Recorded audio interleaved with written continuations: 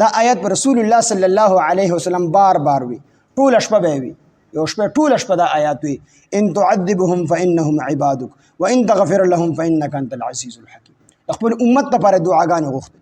یو بیر د بقی مقبره ته د شپې تللی دی او حضرت علی رضی الله عنه، حضرت عائشه رضی الله عنها، حضرت فاطمه رضی الله عنها دی ور پسې ګرځي.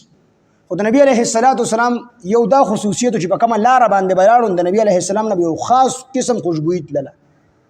نو خلکو ته پته لګیده چې په دې لار نبی علیه السلام تل دی. دوی د شپې لاړل د بقی مقبره ته، دغه عطر په دې خوشبوئی پسې تلل.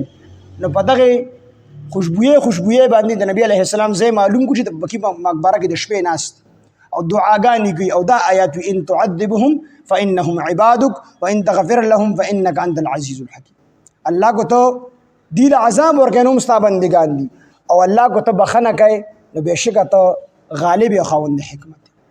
د الله پیغمبر تاسو کې څه تکلیف ورته چې راغلی ما ته دا شپه معلومه شو چې په دې شپه کې زما د امت مغفرت کیږي. د دې وجه نه دې دلته کې رالم د شب برات شپه وه، دلته رالم چې په خوشي ځای کې خپل رب ته وجاړم او د خپل رب نه د خپل امتیانو دپاره دعاګانې وغواړم. نو دا ان تعذبهم فانهم عبادك، کو ته چیرې عذاب ورکوي دوی ته نو فانهم نو بېشکه دوی عبادک ستا بندګان دي، وان تغفر لهم او کو ته بخنه کوي دوی ته نو فانک انت العزیز الحکیم نو بېشکه هم ته غالب یا خاوند حکمت دي. دا به حضرت عیسی علیه السلام په قیامت کې وي. بعضې علما وایي چې دا قول او دا خبرې د عیسی علیه السلام د دنیا خبرې دي، خو جمهور مفسرین وایي چې نه دا د دنیا خبرې نه دي بلکې دا په آخرت کې الله ته فرمایي، الله ته به عرض کوي چې ان تعذبهم فانهم عبادك. الله کو چېرته عذاب ورکوي دوی ته نو بېشکه هم ستا بندګان دي، عذاب ورته ورکړه. وان تغفر لهم او که ته بخنه کوي دوی ته نو فانک انت العزیز الحکیم نو بېشکه هم ته غالب یې خاوند حکمت. کو بخنه ورته کوي او کو عذاب وله ورکوي نو په قیامت کې خو د کافر دپاره بخنه نشته دی. الله قادر دی چې بخنه وکړي، خو الله بخنه کوي نه د کافر. دا د الله سنت دی او دا د الله فیصله ده. د کافر دپاره په قیامت کې بخنه نشته دی. بیا ولې عیسی علیه السلام وایي چې وان تغفر لهم کو چېرته بخنه کوي وي دا به عیسی علیه السلام د براءت اعلان کوي، د براءت اظهار به کوي چې الله ته ورسره پوه شه زما پکې څه کار نشته دی.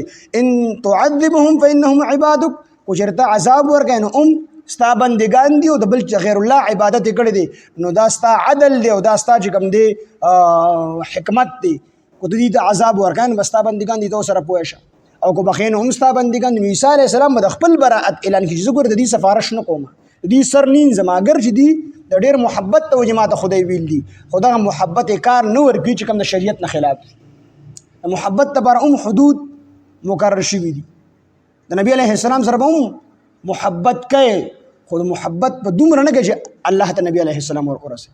که نبی علیه السلام سره ونې محبت کړی د کجوره ونه و نبی علیه السلام به ورته ډډه واله خطبه به یې وي.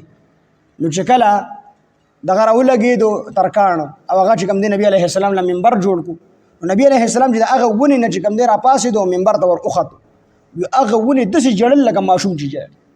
بیا نبی علیه السلام ورپاڅېدو د خپل ځان سره یې راجوخته کړل او ورته ته په دې خوشحاله که ته غواړې نو تا به همیش دپاره الله پاک شنه کړي او تا کې به دانې کېږي او حاجیان او عمرو والا به راځي ستا نه به کجوري خوري. او که دا غواړې چې زما سره په جنت کې نو دا به د جنت ونه به شي. نو هغې زه دا غواړم چې زه جنت کې تاسو سره شم او د جنت ونه شم. نبی علیه السلام ورته دعا وکړه نو هغه د کجوري ونه وه د جنت ونه دي. نو هر څیزو سره محبت کړی دی، خو د محبت خپل حد دی، د حد نه به زیاتی نه چې نبی علیه السلام د الله درجې ته ور ورسوي. نو د عیسی علیه السلام سره په دې د محبت د وجې به یې ورته خدای ویلي، خو دغه ټیم کې به عیسی علیه السلام وایي چې دا محبتونه خو نه چلېږي، د شریعت نه خلاف تلي.